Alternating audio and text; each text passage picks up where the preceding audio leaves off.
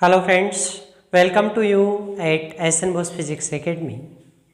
आज की क्लास में अपन बहुत ही अच्छा इंटरेस्टिंग टॉपिक करने वाले हैं। रेले की विभेदन कसौटी क्या होती है। आपने जब शाम रात्रि को अपन बाइक चलाते हैं तो सामने से गाड़ी आती हुई दिखती है, ठीक है ना। पता नहीं चलता, एक लाइट दिखती है तब ऐसा लगता है कि कोई एक लाइट ही यानी मोटरसाइकिल आ रही होगी, ठीक है। बाद में आते आते ये स्थिति होती है कि वो धुंधी धुंधी दिखती है। ऐसा दिखता है कि यार ये कन्फ्यूजन हो रहा है, एक है कि दो है। पहले तो क्या थी, एक। फिर कन्फ्यूजन होता है कि एक है कि दो है, मोटरसाइकिल है कि गाड़ी है पास में आने पर। और जब वो और पास में आती है तब पता चलता है कि नहीं भाई, ये दो लाइटें हैं और ये जो सामने आ रही है गाड़ी है, और गलती से इसके सामने भगा कर लेकर जा रहे हो तब तो क्या हो जाएगा आप इमेजिन कर ही सकते हो। तो अपना समझने की बात क्या थी, अपनी थी रेले की विभेदन कसौटी। तो रेले ने इसको साइंटिफिक भाषा में समझाया। उन्होंने कहा कि तीन स्थितियां होती है और तीनों स्थितियों को किस प्रकार से हम डिफाइन करें।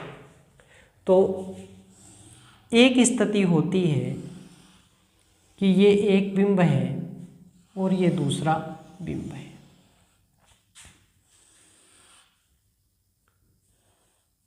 ठीक है। तो यहाँ पर एक उच्चिष्ट, एक विवर्तन उच्चिष्ट है और ये क्या है, दूसरा। तो यहाँ पर एक बिंब के विवर्तन का प्रतिरूप, एक बिंब है उसके विवर्तन का प्रतिरूप दूसरे से बिल्कुल अलग है।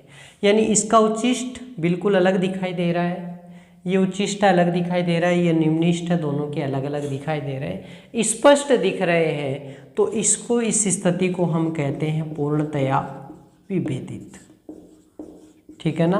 क्या कहते हैं, पूर्णतया विभेदित। दूसरी स्थिति, एक है उसका उच्चिष्ट,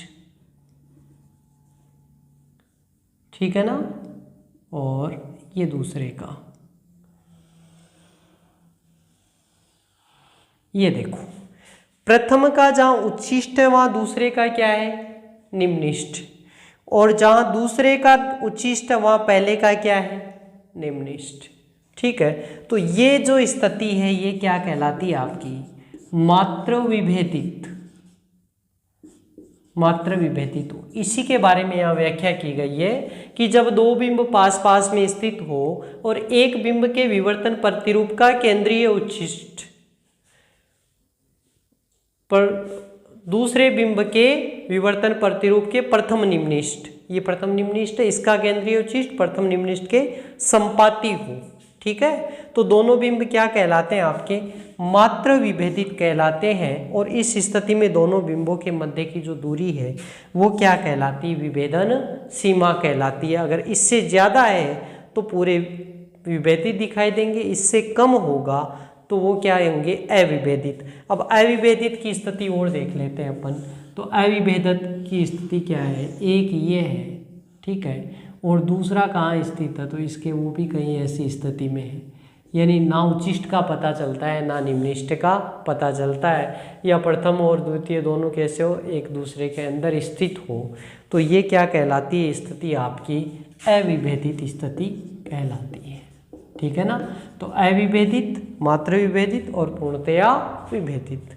और ये आपकी होगी रेले की विभेदन कसौटी। तो बहुत ही अच्छा क्वेश्चन है छोटे शॉर्ट क्वेश्चंस के हिसाब से। तो आई होप आपको समझ में आया होगा। All the best, thank you.